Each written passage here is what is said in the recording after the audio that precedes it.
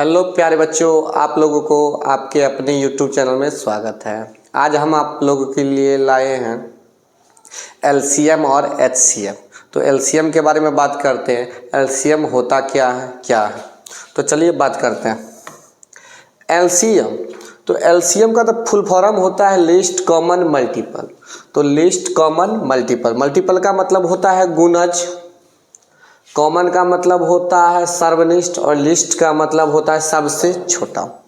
तो एलसीएम जो भी है ना, ये सब कॉमन का चक्कर, कॉमन एलसीएम जो भी है ना, इसके फुल फॉर्म समझ में आ गया, बात क्लियर हो जाएगा। पूरा चक्कर ही फुल फॉर्म का, बच्चा सिर्फ एलसीएम को समझता। अगर यह फुल फॉर्म समझ में आ गया तो एलसीएम होता क्या है हर चीज निकल जाएगा।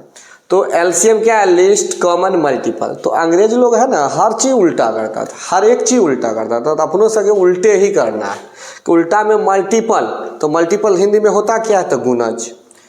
कॉमन मतलब सर्वनिष्ठ, मतलब दोनों में जो मिलता। लिस्ट मतलब सबसे छोटा।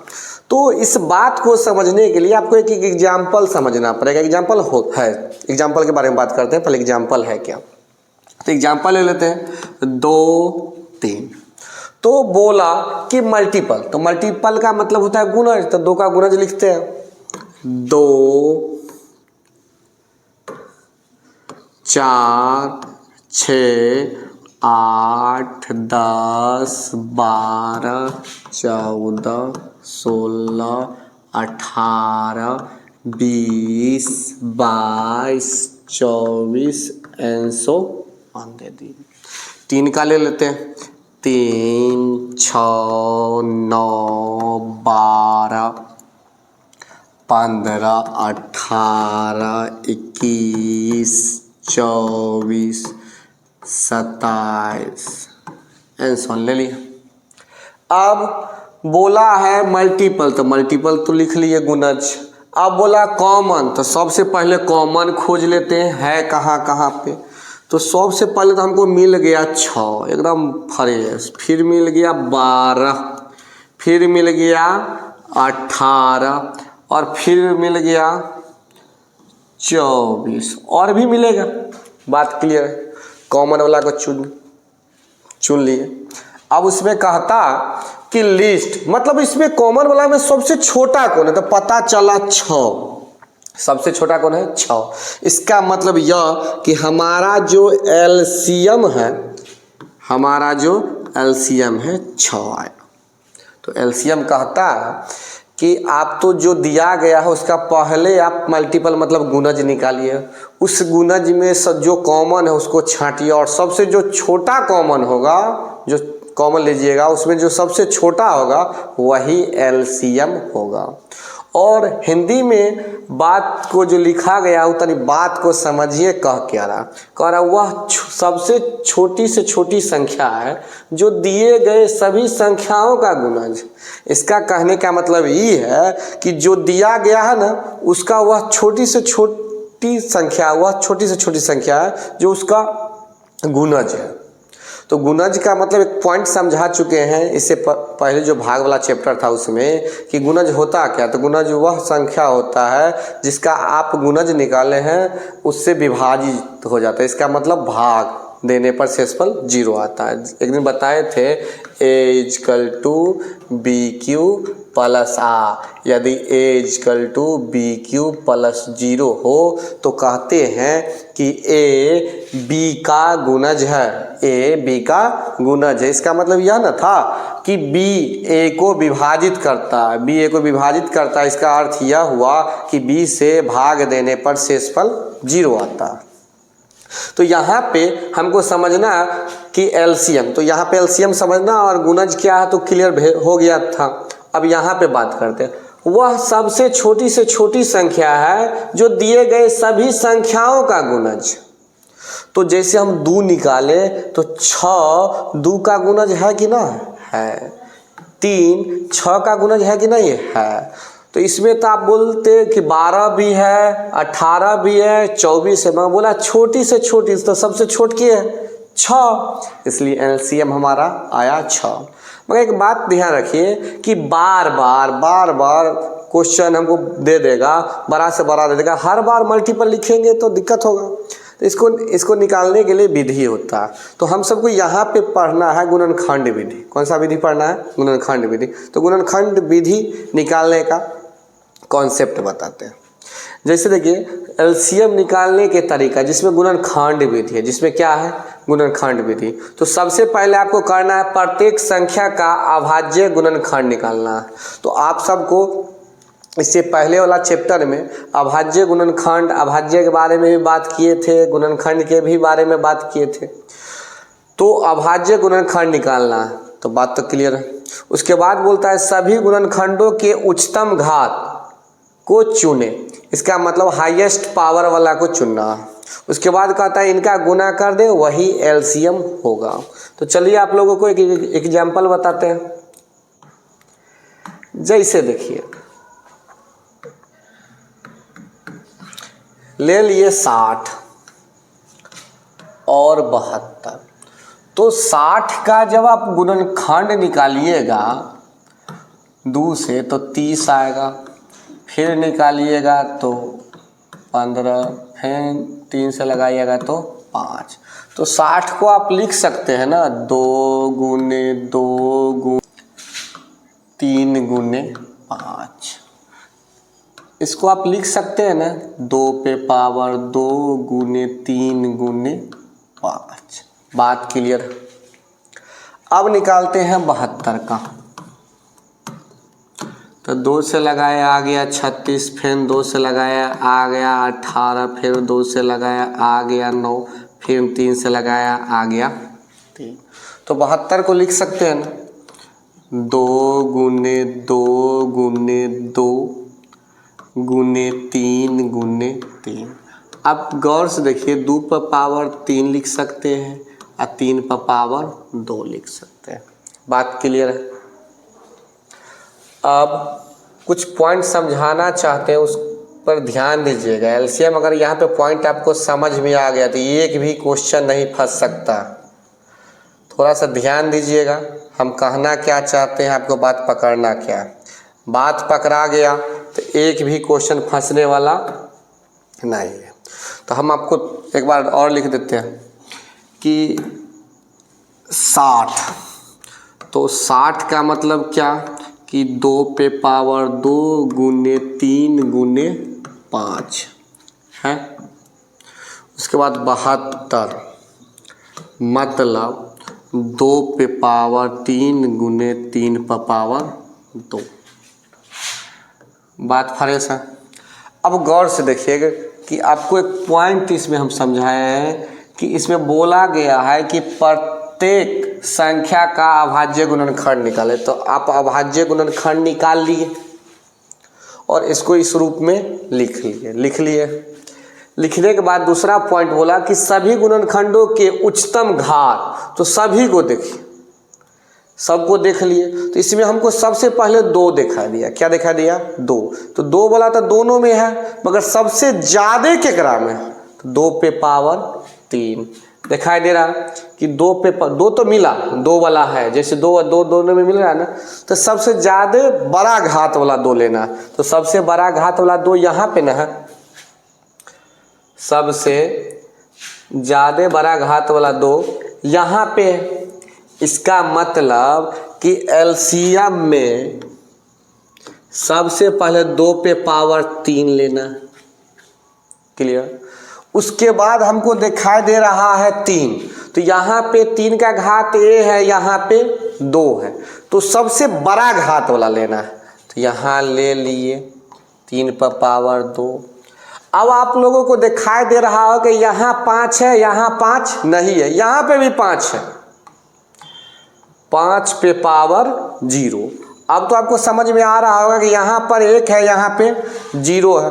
तो दोनों में ज्यादा घात वाला कौन है? तो 5 पे पावर 1। हाँ या ना? तो याद रखिएगा कि आपको बोला गया है सबसे पहले अभाज्य गुणनखंड निकालिए।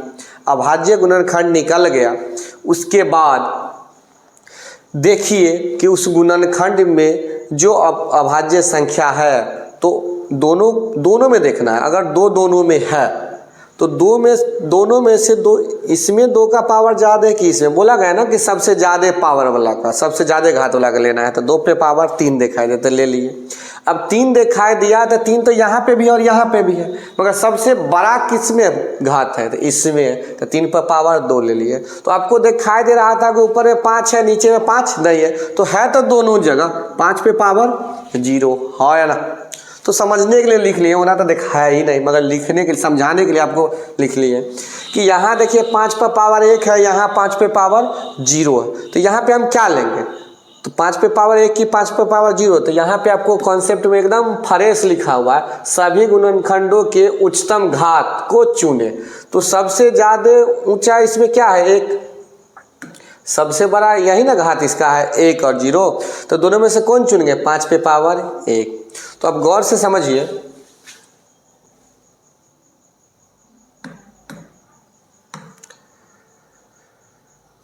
क्वेश्चन को कि 2 पे पावर 3, 3 पे पावर 2 गुने 5 पे पावर 1 है। तो इसको अब गुना कर लेते हैं कि 2 पे पावर 3 है, इसका मतलब 2 दूनी 4 दूनी 8, 3 तिया 9 गुने 5, तो 8 पंचे 40 और 9 चौक 36, 360 आ गया। एक और एग्जाम्पल समझाते हैं आपको, एग्जाम्पल आपको एक समझाते हैं। एक है 6, एक है 20 छोड़िए, ले लेते 20, और एक है 120। हाँ, तो सबसे पहले इसका निकालना क्या है? अभाज्य गुणनखंड। तो अभाज्य गुणनखंड कहता कि ऐसे निकाल लेते हैं, तो 2 गुने 3, हाँ ना। अब निकालना है 20 का,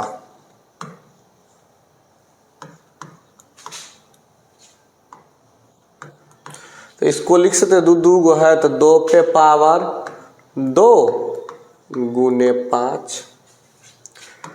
अब 120 का निकालते हैं,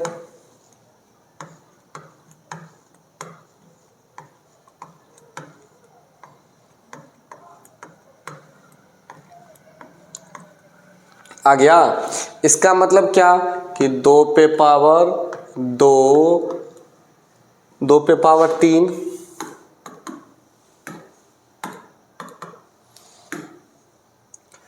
2 पे पावर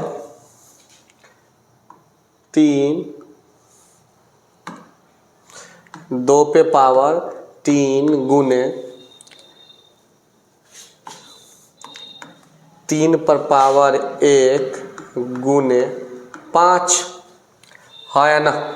इतना आ गया। अब हमको बोला गया है कि गुणज निकालने के लिए, तो गुणज तो हम निकाल लिए, क्या कहता है? अभाज्य गुणनखंड निकालने के लिए, तो अभाज्य गुणनखंड तो निकाल लिए। अब गुणनखंड निकालने के बाद बोला गया है कि एलसीएम के लिए, किसके लिए? एलसीएम के लिए आपको सबसे पहले अभाज्य गुणनखंड को देखना है। उस अभाज्य गुणनखंड में जिसका घात सबसे ज़्यादा होगा उसको उठाना। तो सबसे पहले तीनों में देखिए 2 है, तो इसका मतलब 2 का घात यहाँ 1 है, यहाँ 2 है, यहाँ 3 है, तो सबसे ज़्यादा घात वाला को उठाना है, तो 2 पर पावर 3। अब गौर से देखिए 3 दिखाई दे रहा है, हाँ, तो सबसे ज़्यादा घात कितना है? तो 1 है, तो 3 पर पावर 1। आप ये ना कहिएगा कि इसमें दिखाई न दे रहा है, इसमें भी हम चाहेंगे तो दिखा देंगे ऐसे करके। तो तीनों में दिखाई दे रहा है, मगर जानबूझकर हम लिख दिए कि आपको समझाने के लिए, मगर इसमें यहाँ पे है नहीं। मगर आप समझिए कि सबसे ज़्यादा घात वाला क्या है? तो 3 पर पावर 1, 3 पर पावर 1, यहाँ 3 पर पावर 0 है, तो सबसे बड़ा घात वाला कौन है? तो 3 पर पावर 1। फिर गौर से समझिएगा कि 5, तो इसमें भी तो लिख सकते हैं ना 5 पर पावर 0, लिख दिए। अब देखिए 5 में घात यहाँ 1 है, यहाँ 1 है, यहाँ 0 है, तो कितना घात सबसे बड़ा घात वाला लेना है? तो 5 पे पावर 1। तो एक तो डालते नहीं है, लिखते नहीं है, तब भी लिख के समझा दे, समझिएगा बात को। इसका मतलब 2 दूनी 4 दूनी 8, यहाँ पे 3, यहाँ पे 5, तो 8 पंचे 40 तिया 120 आ गया। तो आप लोगों को एलसीएम समझ में आ गया होगा। मगर एलसीएम का एक पॉइंट याद रखिएगा, एलसीएम वह संख्या होता है जैसे कि अगर 6, 12, 120 है, तीनों है, तो एलसीएम वह संख्या होता है जो अगर इस तीनों का एलसीएम निकाले है ना तो इस तीनों से विभाजित हो जाता है। गौर से देखिए, 6 से भाग लगाए 120 में लग रहा है ना, 20 से लगाए इसमें तो लग रहा है ना, 120 से लगाए लग रहा है ना।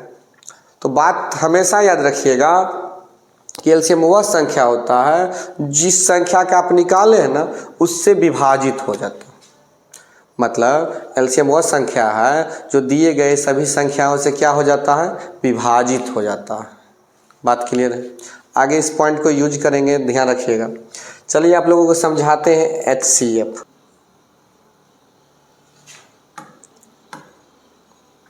अब आप लोगों को समझाते हैं एचसीएफ होता क्या। तो HCF highest common factor, highest common factor.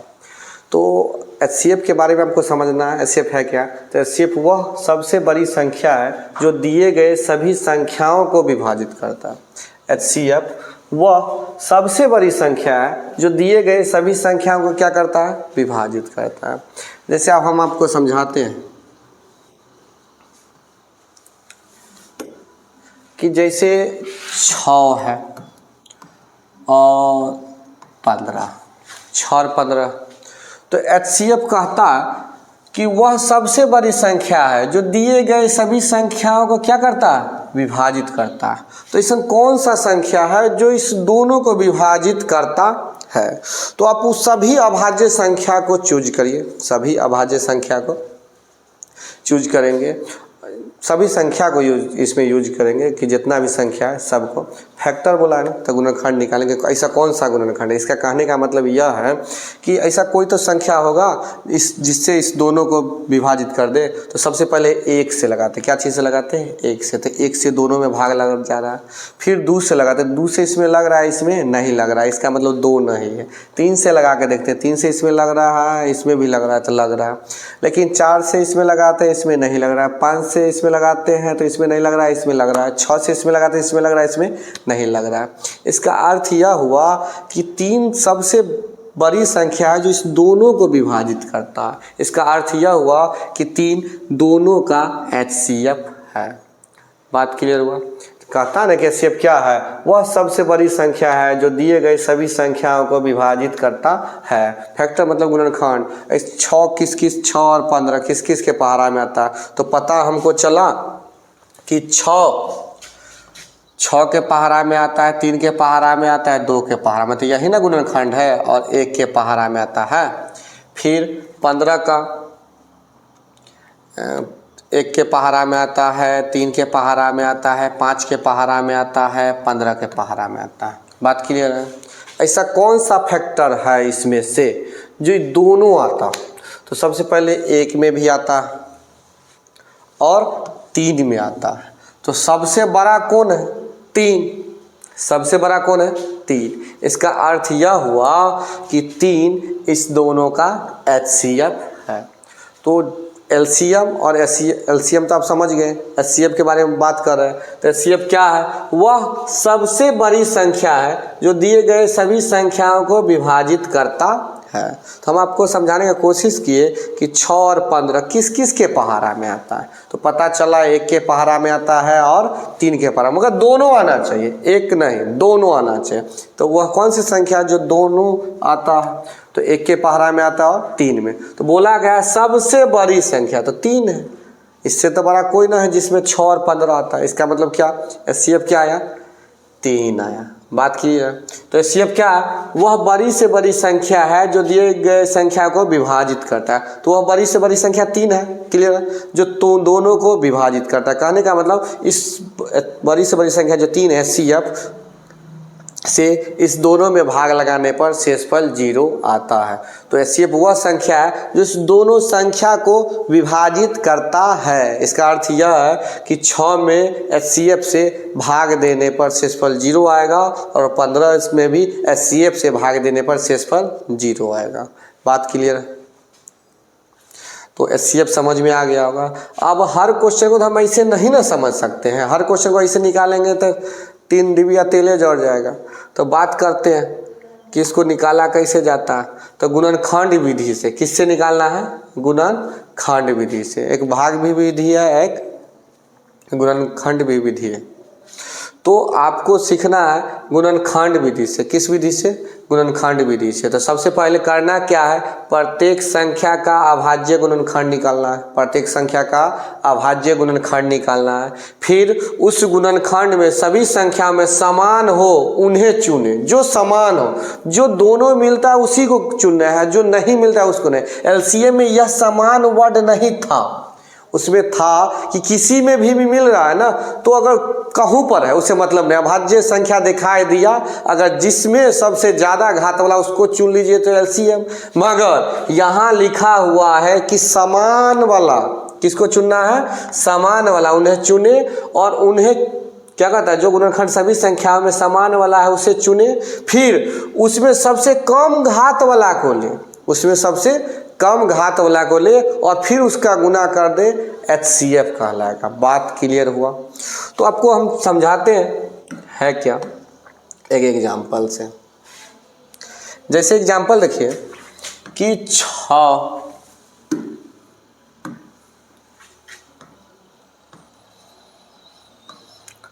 और 32, 6 और 32।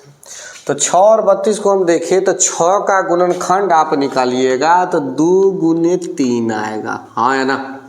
और 32 का निकालिएगा तो 2 पर पावर 5 आएगा।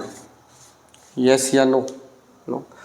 अब देखिए कि आपको यहाँ पर बोला गया है कि पहले तो वह अभाज्य गुणनखंड निकालिए, और निकालने के बाद जो मिलता है, जो समान है, तो समान तो 2 वाला अभाज्य संख्या, और तो कोई नहीं।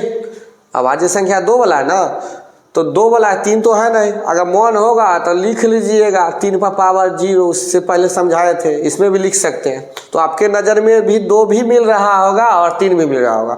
मगर हमको कुछ देर समझाने के लिए इस चीज़ को हटाने दीजिए कि परिभाषा पे बात करते हैं। सबसे पहले समझना कि जो मिलता है, तो अभाज्य संख्या 2 न मिलता है, तो इसमें सबसे दोनों जो मिलता है उसमें कम किसका घात है? इसका। तो जिसका कम रहेगा उसको चुनना। तो चुने तो 2 पे पावर 1 न लिखाएगा, तो HCF 2 आ गया, और कोई नहीं ना मिल रहा था। बात क्लियर है ना?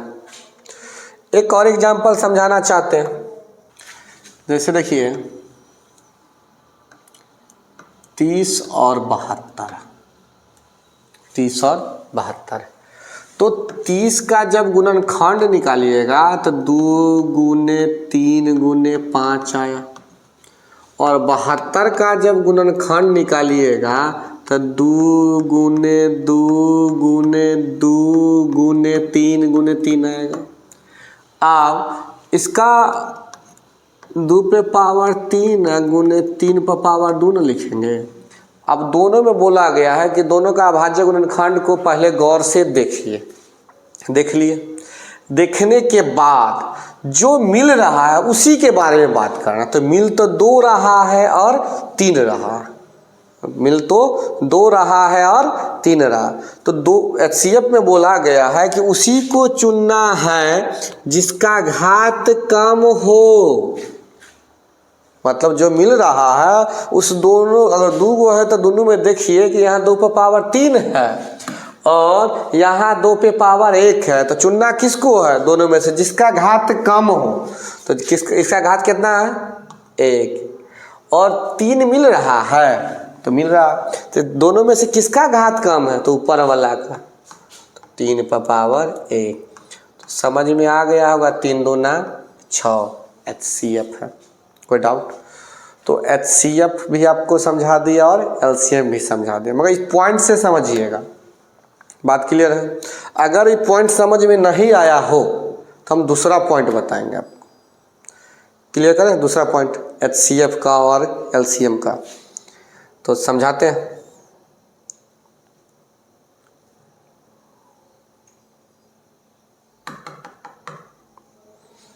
कुछ समझाते हैं आप।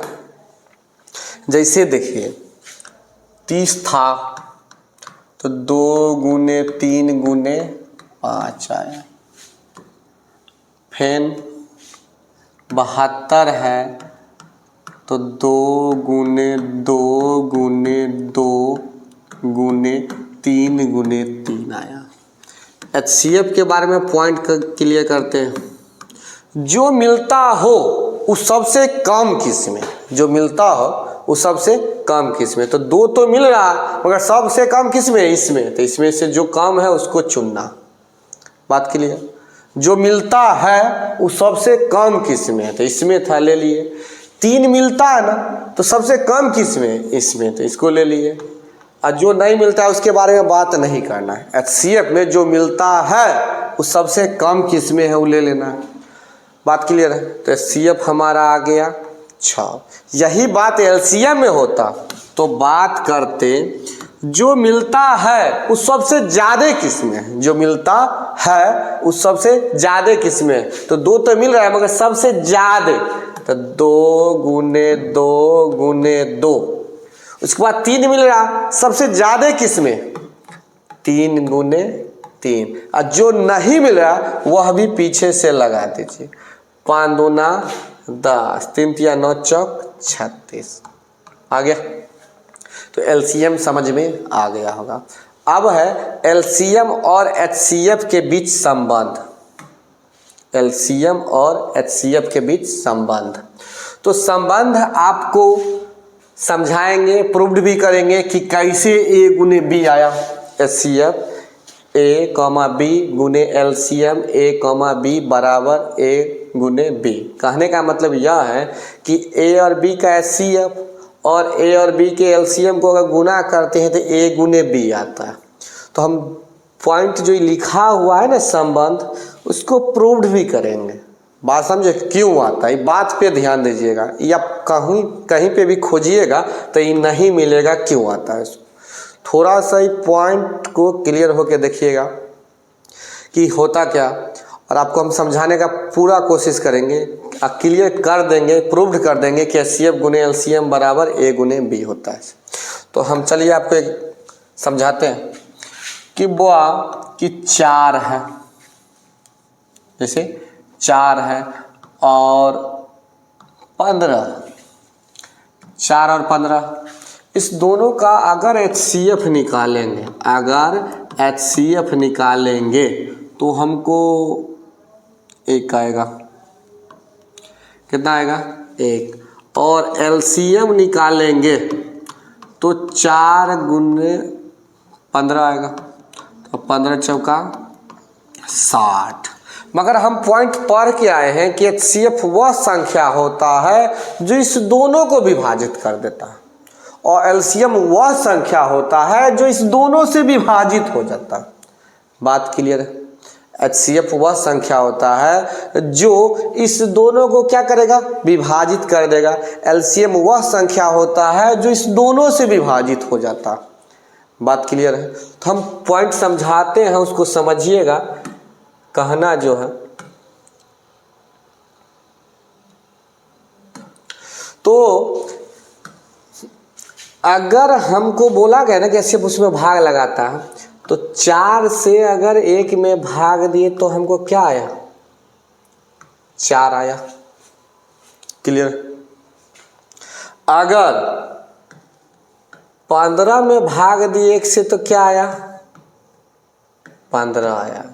मगर LCM में ध्यान दीजिएगा कि LCM में उस संख्या से भाग लगता है। अब इससे ना इसमें भाग लगाएंगे तो 4 से लगाया तो क्या आया, 15 आया। और इस संख्या से भाग लगाया तो हमको क्या आया, 4 आया। अब देखिए कि जो यहाँ आया सो यहाँ आया, जो यहाँ आया सो यहाँ आया। अगर ये बात नहीं समझ में आया होगा तो एक और हम समझाते हैं, सो ध्यान दीजिएगा। अगर मान लीजिए कि 4 है और 12, 4 और 12, तो 4 और 12 का HCF निकालिएगा तो क्या आएगा, एग्जाम्पल थोड़ा सा अलग लेना पड़ेगा। रुकिए, 6 लेते हैं और 14 लेते हैं, तब आपको एकदम क्लीन आएगा समझ में है क्या। एग्जाम्पल ये वाला समझाएंगे ना तो एकदम क्लीन आ जाएगा। उस बात को समझिएगा कि 6 का HCF, 6 का HCF 2, 6 और 14 का HCF कितना होगा? 2 होगा। 6 और 14 का HCF कितना होगा बुआ? 2। बात पे ध्यान दीजिएगा, 6 और 14 का HCF कितना होगा? 2। और LCM कितना होगा? तो 14 तिया 42। बात क्लियर है। और हम एकदम पॉइंट पढ़ के आए हैं कि HCF वह संख्या होता है HCF वह संख्या होता है जो इस दोनों संख्या को विभाजित कर देता है। तो भाग लगाते हैं, 6 में 2 से भाग दिए तो हमको आ गया 3, और 14 में 2 से भाग लगाए तो हमको आ गया 7, है ना। मगर LCM वह संख्या होता है जो इस दोनों से विभाजित हो जाता है। तो इसमें बना भाग देंगे, अब LCM में किससे भाग देंगे? 6 से। तो गौर से देखिएगा, हमको कितना आ गया? 7। और इससे भाग दिए तो कितना आ गया?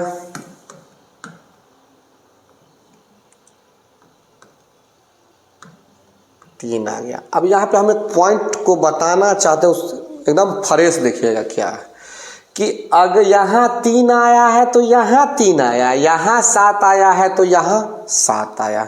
कोई डाउट? कोई डाउट है? नहीं ना। तो पता चलता है जो यहाँ आया सो यहाँ आया, जो यहाँ आया सो यहाँ आया। यही पॉइंट हम आपको वहाँ पे भी समझाना चाहते थे कि यहाँ 4 आया तो यहाँ 4 आया, यहाँ 15 आया तो यहाँ 15 आया। इसका मतलब ये हुआ कि अगर उस संख्या में HCF से भाग देते हैं तो जो मान आता है, जो मान आया, वही यहाँ LCM में दूसरा संख्या से भाग दिया जाता है तो उतना आता है। बात क्लियर है। अब हम आपको पॉइंट क्लियर करवाते हैं एक और।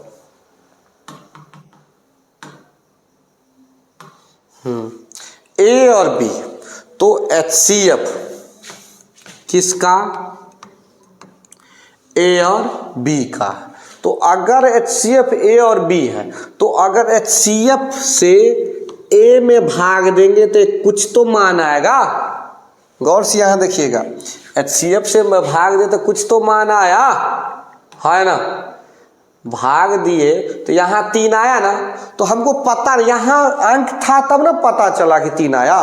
तो यहाँ जो आया सो यहाँ आया। ये बात माथा को सेट करिए। कह क्या रहा कि 6 और 14 का, 6 और 14 का अगर हम HCF निकाले हैं तो HCF वह संख्या है जो इस दोनों को विभाजित करता है। ये पॉइंट था। तो 6 में 2 से भाग लगाया तो हमारा आ गया 3। वही बात 14 में 2 से लगाया तो हमारा क्या आ गया? 7। LCM का परिभाषा क्या था? LCM वह संख्या था जो उस दोनों संख्या से विभाजित हो जा रहा था। तो भाग दिए तो देखिए, जो यहाँ आया सो यहाँ आया, और जो यहाँ पे आया सो यहाँ पे आ गया। तो ये पॉइंट क्लियर हो गया होगा। तो हम तनी यहाँ पे कुछ मान ले, यहाँ मान लेते हैं हम x। क्या मान लेते हैं? x। एकरा समीकरण फर्स्ट मानते हैं। और B में HCF से भाग देंगे तो मान लेते हैं कि यहाँ y आया होगा। बात क्लियर है ना? बात क्लियर है। अब दूसरा पॉइंट हमारा ये है कि LCM में, किसमें? LCM में उस संख्या से भाग देते हैं A से। तो A ना है, तो A से भाग दीजिएगा तो हमको यहाँ क्या आएगा? Y आएगा। तो ये समीकरण तीसरा। यस या नो? फिर गौर से देखिए कि LCM में अगर उस संख्या से भाग देंगे तो हमारा क्या आएगा? x। तो इस समीकरण दूसरा होगा, इस समीकरण चौथा होगा। अब आपको तुलनात्मक बुझने आता है, तुलनात्मक बुझने आता होगा कि x इसके बराबर है और x यहाँ इसके बराबर है, हाँ या ना?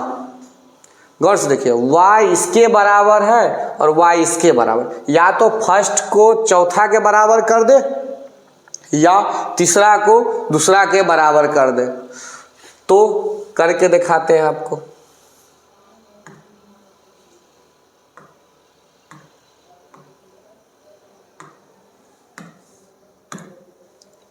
तो पॉइंट करके दिखाते हैं। इक्वेशन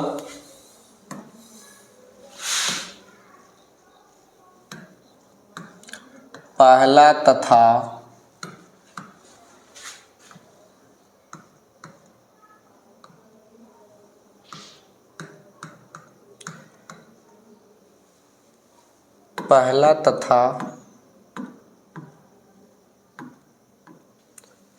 चौथा से, पहला तथा चौथा से, या दूसरा तथा तीसरा से, तो पहला तथा चौथा से हम कर रहे हैं।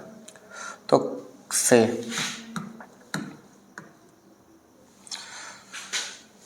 क्या है A बट्टा HCF, A बट्टा में HCF बराबर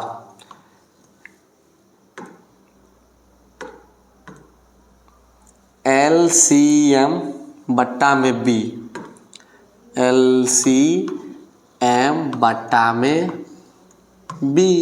अब क्रॉस गुना करिए, HCF गुने LCM बराबर A गुने B। आया कि ना आया?